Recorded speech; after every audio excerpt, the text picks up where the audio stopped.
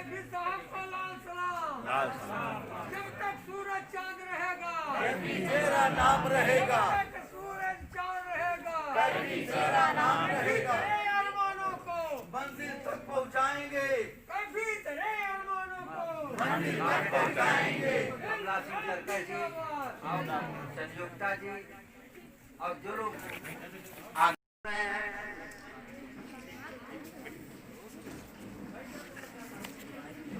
तो जिस इनकलाब की बात कोई तो सोच चुका है, कोई तो जिम्मा ले, उस इनकलाब किया है।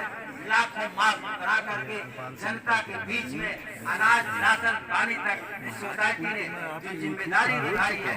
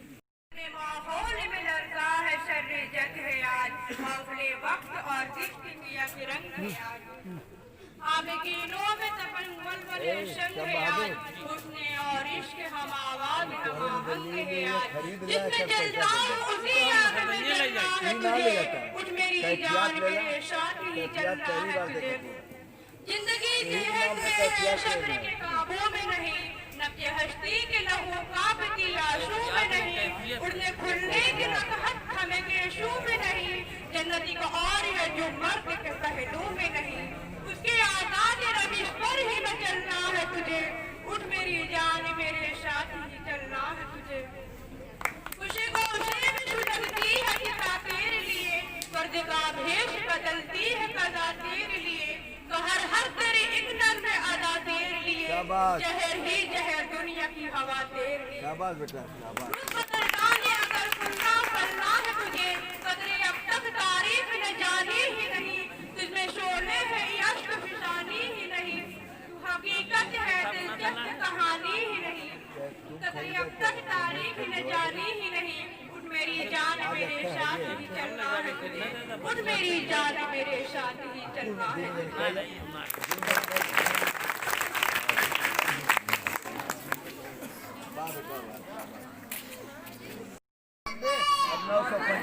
अमर रहे, रुपया कम दे दे।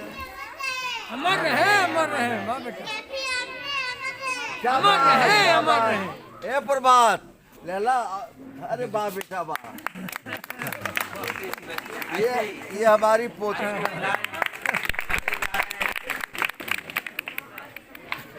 आदित्य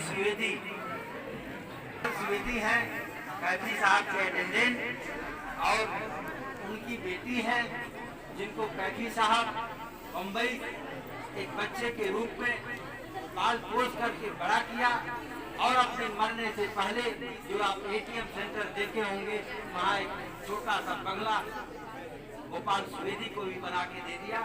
बाबा आजमी और सबाना आजमी ने अपनी फिल्म के लिए जो नायिका को चुना वो अदिति स्वेदी है। खड़े होकर स्वागत करिए इस बच्ची का। पहले डायरेक्टर बाबा आजमी की ऑनलाइन देखो पहले डायरेक्टर का अवार्ड और पहली फिल्म के लिए पहले डायरेक्टर का अवार्ड बाबा आजमी को मिल चुका है, जिसकी नायिका ये अदिति स्वेदी है। अदिति स्वेदी जावेद साहब की बहुत अच्छी नज्म है, अजीब आदमी था वो। इसके बारे में लिखा, अजीब आदमी था वो कौन, कैफी साहब के बारे में आपके दो शब्द भी हैं अपने अतीत के लिए, आप लोगों के लिए। फिल्म वीर रत्न की नायिका Aditi स्वेदी। Respected SDM sir, Station Superintendent PR Gautam sir, MLA Shyam Bahadur sir, Comrade Harimandir Pandey sir, and teachers, elders and my dear friends. A very good morning to all of you. Today, in the occasion of 102nd birth anniversary of Dada Baba, I am going to share a poem written by Javed uncle, which he had dedicated to Dada Baba, and that is Ajeeb Aadmi Tha. अजीब आदमी था, मोहब्बतों का गीत था, बगावतों का राग था, कभी वो सिर्फ फूल था, कभी वो सिर्फ आग था। अजीब आदमी था। वो मुफलिसों से कहता था कि दिन बदल भी सकते हैं, वो जाबिरों से कहता था तुम्हारे सर पे जो सोने के ताज है कभी पिघल भी सकते हैं। वो बंदिशों से कहता था मैं तुमको तोड़ सकता हूँ, सहूलतों से कहता था मैं तुमको छोड़ सकता हूँ, हवाओं से वो कहता था मैं तुमको मोड़ सकता हूँ, वो ख्वाब से ये कहता था कि तुझको सच करूँगा मैं, वो आरज़ू से कहता था मैं तेरा हमसफर हूँ, तेरे साथ ही चलूँगा, तू चाहे जितनी दूर भी बना ले अपनी मंजिलें, कभी नहीं थकूँगा मैं। वो जिंदगी से कहता था कि तुझको मैं सजाऊँगा, तू मुझसे चांद मांग ले, मैं चांद लेके आऊँगा। वो आदमी से कहता था कि आदमी से प्यार कर, उजड़ रही है ये ज़मीन, कुछ इसका अब सिंगार है। अजीब आदमी था। वो जिंदगी के सारे गम, तमाम दुख, हर एक सितम से कहता था मैं तुमसे जीत जाऊंगा, कि तुमको तो मिटा ही देगा एक रोज आंसू, भुला ही देगा ये जहां, मेरी अलग है दास्तां। वो आंखें जिनमें ख्वाब है, वो दिल है जिनमें आरज़ू, वो बाजू जिनमें है सफर, वो होठ जिनमें लफ्ज़ है, रहूंगा उनके दरमियाँ कि जब मैं बीत जाऊंगा। अजीब आदमी था। Thank you. अजीब आदमी था। के द्वारा कम्युनिस्ट पार्टी ऑफ इंडिया से जुड़े तो उन्होंने जो अपनी कविताएं थी उसमें भी नया मोड़ लाया और उन्हें जन लोगों की जो आकांक्षाएं हैं और जो वो चाहते हैं उसको समाज के सामने लाने का काम किया। हमें उनके जीवन से निश्चित रूप से सीख लेनी चाहिए और उनके लिए यही सच्ची श्रद्धांजलि देनी होगी कि हम उनके द्वारा दिखाए गए रास्ते को अपने जीवन में उतारने का प्रयास करें।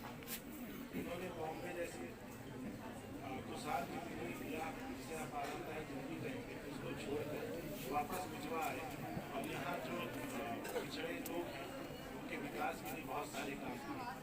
ये अपने आप में बहुत बड़ा त्याग है और मैं भी आपको उम्मीद करूँगा कि आप उनके जीवन के नक्शे कदम पर चलते हुए अपने जीवन में भी उनके द्वारा जो मार्गदर्शन दिया गया है उसका अनुपालन करें और समाज के उत्थान के लिए लगातार प्रयास करें। कहिए दूसरी मुलाकात।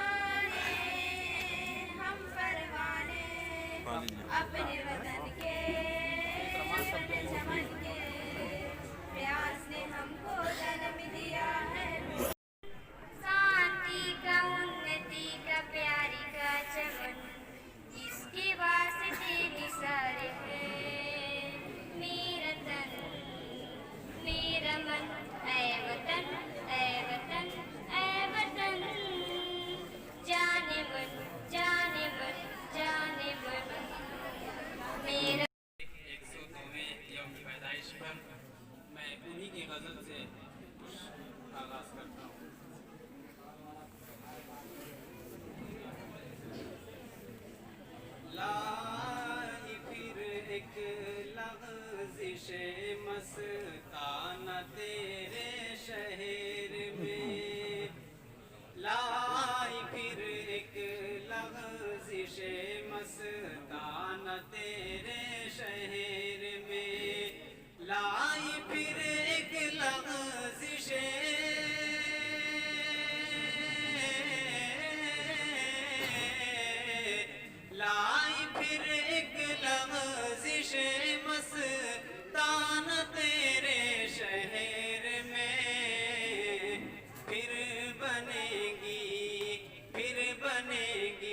मस्जिद में खाना तेरे शहर में फिर बनेगी मस्जिद में खाना तेरे शहर में लाई फिर एक लग़ज़िश मस्ताना तेरे शहर में आज फिर टूटेगी तेरे घर की नाजुक खिड़कियाँ आज फिर टूटेगी तेरे घर की नाजुक खिड़कियाँ आज फिर टूटेगी तेरे घर की नाजुक खिड़कियाँ आज फिर टूटेगी तेरे घर की नाजुक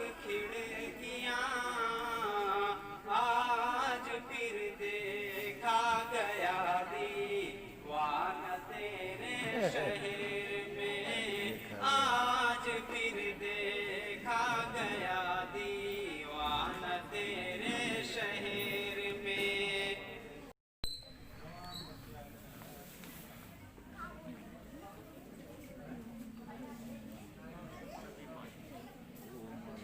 है कोई हसीन खता हर खता के साथ खता हर खता के साथ की है कोई हसीन खता हर खता के साथ खता हर खता के साथ की है कोई हसीन खता हर खता के साथ की है कोई हसीन खता खता के साथ थोड़ा सा प्यार भी मुझे दे दो सजा के साथ बहुत अच्छा पढ़ रहे बेटा, बहुत अच्छा कर डूबना ही अपना मुकद्दर है तो सुनो मुकद्दर है तो सुनो कर डूबना ही अपना मुकद्दर है तो सुनो कर डूबना ही अपना मुकद्दर है तो सुनो डूबेंगे हम जरूर मगर ना खुदा के साथ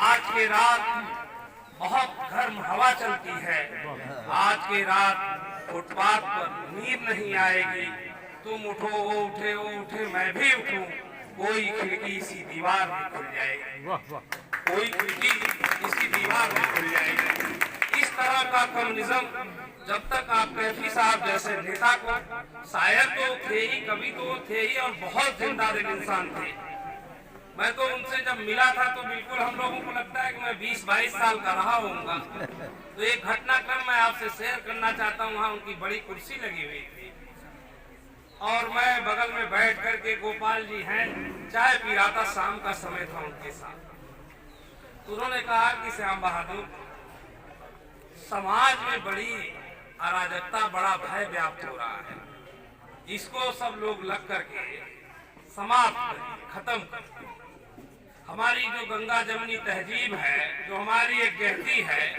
उसको विभिन्न तरह से लोग अपने स्वार्थ में तोड़ने का प्रयास करते तो मैंने उनसे कहा कि सर आप जैसे बुजुर्गों का आशीर्वाद रहेगा तो हम लोग इसको खत्म कर देंगे आप विश्वास नहीं करेंगे राजेश जी कि उनका रखो चाय और चलो यहाँ से निकलो अरे मैंने कहा क्या ये गवाह है मैंने कहा सर क्या हो गया कह रहे रखो चाय निकलो यहाँ से हमारे बस का कुछ नहीं मैंने कहा कुछ तो बताइए क्या बात होगी पल तो उन्होंने जो बात कही थी मैं ये जो हमारी बहनें बैठी हुई है यहाँ मैं भी कभी बैठा करता था और सभी नौजवान जो उनसे कहना चाहता उन्होंने मुझसे कहा था कि जब नौजवान निकलकर समाज में हो रही बुराइयों को दूर करने का प्रयास करेगा जब समाज में हो रही कमियों को पूरा करने का प्रयास करेगा जब हमारी गंगा जमनी तहजीब को आगे बढ़ाने का प्रयास करेगा जब हमारे देश को समृद्धि की तरफ, तरक्की तक की तरफ ले जाने का प्रयास करेगा, तो कैफी आदमी जैसे हजारों लाखों बुजुर्गों का आशीर्वाद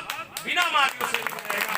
इसलिए मैं आपको उनके बात को कहना चाहता हूँ और मुझे इस बात का फक्र है और दम कहूंगा तो हमारे श्रद्धेय बैठे हैं, करकस जी बैठे हैं, हमारे पुराने साथी भी हैं, बड़े भाई भी हैं, बहुत तमाम लोग, उनको अन्यथा लगेगा, लेकिन मैं यही कह करके कि मैं अपने आप को गौरवशाली मानता हूं कि इस प्रांगण में बैठने का, उनके साथ चाय पीने का, नाश्ता करने का और उनसे बहुत सी चीजें सीखकर इंस्पायर होकर के समाज में उनके द्वारा रची गई रचनाओं और उनके कृत्यों से जो कुछ सुधार करने का अवसर बन पाया है, हम लोगों ने अभी तक प्रयास किया है और आगे जो अवसर बनेगा उसमें सामाजिक प्राणी के तहत, एक अच्छे नागरिक के तहत, एक जिम्मेदार नागरिक के तहत, एक नेता के तहत आगे बढ़कर के समाज में उन गुणों को लाने का और उन दुर्गुणों को दूर करने का जो उन्होंने रास्ता दिखाया है, उस पर चल करके हम लोग काम करने का काम करेंगे। एक बार पुनः मैं आप सभी का हृदय से आभार व्यक्त करते हुए आप सभी को बहुत बहुत साधुवाद, बधाई देते हुए अपने इस इलाके के ऐतिहासिक पूर्व श्रद्धेय कैफी आजमी साहब को नमन करता हूँ, अपने हृदय की अंतिम गहराइयों से उनको प्रणाम करता हूँ। बहुत बहुत धन्यवाद। जय हिंद, जय भारत। घोषक महोदय को भी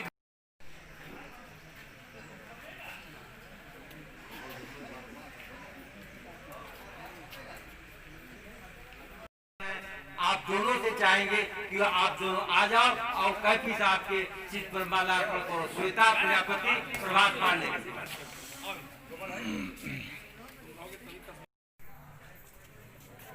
कैफी साहब की जयंती समारोह में उपस्थित प्रातः स्मरणीय पंडित हरिमंदर पांडे जी, पास में बैठे पी.आर. गौतम साहब, कमला सिंह तरकस जी, कामरेड साहब का नाम भूल रहा हूँ, हरगेन राम जी, कामरेड हरगेन राम, हाँ क्षमा करेंगे, कामरेड हरगेन जी, समस्त वैष्णवी बच्चियाँ, श्वेता ये है ना तो और गजल की बात तो करने वाले लोग अभी बाद में आएंगे, लेकिन कैफी साहब की जो जनवादी सोच थी, जिसको सबसे पहले उप जिलाधीश महोदय ने बहुत विस्तार से चर्चा किया, विस्तार का संक्षिप्त चर्चा किया। सच है कि एक व्यक्ति जो विश्व स्तरीय सोच का हो और जिसकी ख्याति 70 के दशक में ही पूरे विश्व में फैल गई हो, भारत में तो कोने कोने में कोई ऐसा नहीं रहा होगा जो शायद कैफी आदमी को न जानता रहा हो। और लकवा मारने के बाद वहाँ एक अच्छी जिंदगी, अच्छी तात्पर्य है कि उनकी देख रेख आराम से मुंबई में हो सकती थी। उनकी बेटी शबाना जी को एक बड़ी ख्याति प्राप्त हो चुकी थी, लेकिन अपने गांव की यादों को छोड़ नहीं पाए और गांव में आकर के ही 20 साल लगभग उन्होंने बिताया। तो जबकि एक अच्छी जिंदगी वहां अपनी स्वास्थ्य के दृष्टिकोण से मुंबई में एक अच्छा आवाज था, ख्याति थी, पैसा था और ये मतलब लग गया मैं भी एक मशीन में शहर को लेके आ गया कोई। तो ये सारी चीजें गांव से जो पलायन होता था उसका जी गांव में जो सहयोग से सबका काम होता था, कोऑपरेटिव, ये सारी संस्थाएं जो काम कर रही हैं कैफी साहब की कोशिशों के बाद यहाँ के विकास तरक्की के लिए, कैफी क्या थे, शौकत क्या है, शबाना क्या है, बाबा आजमी क्या है, तन्वी क्या है, जावेद क्या है, जिनके बारे में तमाम दुनिया के लिटरेचर उर्दू, हिंदी, अंग्रेजी में दुनिया भर में देश में मौजूद हो और इन संस्थाओं के पदाधिकारी गण न जाने। और मैं नहीं जानता कि यहाँ के मैनेजर त्रिपाठी यादों की रघुजर पढ़ा है कि नहीं पढ़ा, उसके पास होगी जरूर। अब वो ये कैफियत पुस्तक जो मैं ले आया था दिखाने के लिए, श्याम बहादुर जी ले गए हैं, वो तो यादों की रघुजर कई बार ले गए, पढ़े। मेरा कहना यह है मैनेजर साहब कि आप बिल्कुल यहाँ संचालित कर रहे हैं संस्थाओं को, जिम्मेदारी आपको पर है, यह भी जिम्मेदारी है गोपाल की, आपकी, सबकी। इन संस्थाओं में पढ़ने वाले विद्यार्थियों को कैफी शौकत के बारे में जानकारी हो। अगर नहीं जानकारी है, अब बोलिए कि आपके सामने मैंने श्रोता को बुलाया है और पूछा कि यादों की राहगुजर किताब पढ़ी हो, तो उसने कहा कि नहीं, मैं तो कॉलेज की किताब पढ़ रही हूँ। अब राजेश क्या कहोगे आप? ये संस्था किस बात के लिए? आपकी तरक्की के लिए, आपके विकास के लिए। लेकिन जो लोग जिनका इतिहास फिल्मों में, नाटकों में, दुनिया में पढ़ा जा रहा हो, लिखा जा रहा हो, आज पूरे भारत में जिनका जन्मदिन मनाया जा रहा है, और मिजमा के लोग, मिजमा की ये गरीब लोग, जहां समाजवाद आ गया है। कैफी तो हिंदुस्तान में समाजवाद लाने के लिए लड़े मरे, वैज्ञानिक समाजवाद के लिए। देश में तो नहीं समाजवाद आया, लेकिन मिजमा में तो समाजवाद आ गया है। अगर मिजमा जैसी शक्ल पूरे भारत की हो जाए तो फिर क्या बात है? यही तो समाजवाद होगा। बोलिए। बिल्कुल। मेरा कहना यह है, ये साहित्य, अभी रात में मैं रेडियो सुनता हूँ, टीवी कब देखता हूँ, प्राइम टाइम थोड़ा देख लेता हूँ रवीश को। डॉक्टर बता रहा था कोरोना पर 9:30 बजे से आधा घंटे कार्यक्रम आता है। तो डॉक्टर ने कहा, महिला डॉक्टर थी, रोज कोई ना कोई डॉक्टर आता है, उसने कहा सिर्फ साइंस में यकीन कीजिए, साइंस में, विज्ञान में यकीन कीजिए। अब वो सरकारी डॉक्टर, वो बेचारा उससे ज्यादा तो कह नहीं सकता। उसका मतलब समझिए, डॉक्टर जोर दे रहा था कि इस बीमारी से या किसी भी बीमारी से हम हल तभी निकाल सकते हैं कि हमारा साइंस में यकीन हो। तो आप सब साइंस में यकीन कीजिए। कैफी आदमी का साइंस में यकीन था। गए तो थे मदरसे की पढ़ाई करने के लिए, लेकिन साइंटिफिक आइडियोलॉजी में चले गए, और जिसका नतीजा था कि आज कैफी आदमी पूरा परिवार। कमला सिंह तरकस मुझसे इंटरव्यू ले रहे हैं आजकल कैफी साहब से, संस्मरण जो किताबों में नहीं छपा है। आशुतोष जी, किसी एपिसोड में मैंने कह दिया, और आधिकारिक रूप से कह दिया, छोटा आदमी बहुत बड़ी बात कह दिया, कि पूरे विश्व में, अमेरिका, रूस, मैं भी पढ़ता हूं देश दुनिया को, पूरे विश्व में लिटरेचर, साहित्य में, कल्चर में,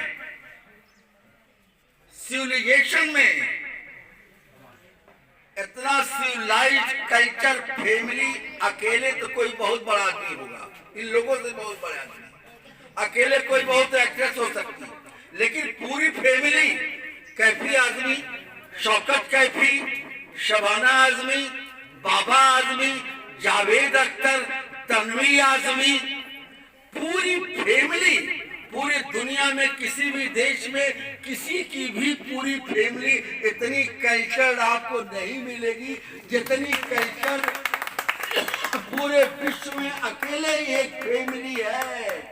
कल्चर पूरे दुनिया में, कोई बता दे माइकल आर, कोई बहुत बड़ा नेता होगा, बहुत बड़ा साहित्यकार होगा, लेखक होगा, कवि होगा, लेकिन पूरी फैमिली कल्चर में इतनी आगे है, ऐसा तो कहीं नहीं है। त्रिपाठी जी, आपकी जिम्मेदारी बनती है, गोपाल जिम्मेदारी बनती है, और सोसाइटी की जो इंचार्ज संयोक्ता, क्या नाम, सबकी जिम्मेदारी। गया था सोसाइटी में बहराइच से आए हुए शारिक रब्बानी को लेकर के, मैंने लड़कियों से पूछ दिया कि शौकत कैफी है, जानती हो? कहन पंडित हम नहीं जानते। कहन हमको न बताया गया, न हमारे पास कोई किताब है। 2 किताब वहाँ यादों की राहगुजर बैग में थी, हमने रख दिया। वहाँ से गोपाल के यहाँ, गोपाल के वहाँ से त्रिपाठी बेचारा परेशान होता कि कोई बजट मेरे पास नहीं है। अब बताइए कि यादों की राहगुजर के लिए यहाँ बजट नहीं है तो कैसे लोग पढ़ाएंगे? टीचरों की ड्यूटी बनती है, जो लोग भले प्राइवेट स्कूल हो, सरकारी स्कूल है, बच्चों में बताएं, इन किताबों को पढ़ाएं। एक किताब कहीं होगी किसी लाइब्रेरी में। जितनी संस्थाएं यहाँ हैं, सभी संस्थाओं में यादों की राहगुजर, कैफियत और मेरी आवाज सुनो, ये 3 किताब एक तो बगले में होनी चाहिए, सोसाइटी में होनी चाहिए, प्राइमरी में, जूनियर में, कस्तूरबा में, सरकारी गैर सरकारी मैटरनिटी हाउस में होना चाहिए। इतने नहीं, यहाँ जितने मिजमा के किसान, मजदूर, हिंदू, मुस्लिम है, इन सबके घरों में एक किताब होनी चाहिए। रामायण गीता तो हो सकती है, हो अच्छी बात है, लेकिन वह किताब जिसने मिजवा को मिजवा बनाया, समाजवाद ले आया, वह किताब ही नहीं आपके घर में है। कल रोशनी कैसे आएगी आपके यहाँ? इन शब्दों के साथ देर हो रही है। त्रिपाठी जी को जाना है आजमगढ़। आप सबको बहुत बहुत धन्यवाद। आगे और जस्ट अब एक माइक अगर कांधे से कर दिए होते आप तो अच्छा, आप नहीं समझ रहे हो। सब होना चाहिए, ये सब होना चाहिए। और आती है शबाना, बैठो मेरे सामने, बोलवाऊंगा। जावेद कोई भी रहेगा बोलवाऊंगा। जावेद साहब से मैंने कहा था शबाना से कि अपनी सोसाइटी से कोई बजट तय कीजिए यहाँ ये फंक्शन करने के लिए। दोनों ने कहा होना चाहिए। हो सकता है कि भूल गए हो, न रेजोल्यूशन हो, न कहा गया हो, लेकिन सोसाइटी का जब इतना बड़ा बजट खर्च हो रहा है, एक बजट निर्धारित राजेश करवाइए शबाना जी से बात करके, ताकि त्रिपाठी न परेशान हो, ये न परेशान हो कि कहाँ से पैसा आएगा, कैसे खर्चा होगा। साल भर कैफी के नाम पर, शौकत के नाम पर जो भी यहाँ कार्यक्रम होता है, सोसाइटी की जिम्मेदारी बनती है कि बजट तय करे। धन्यवाद।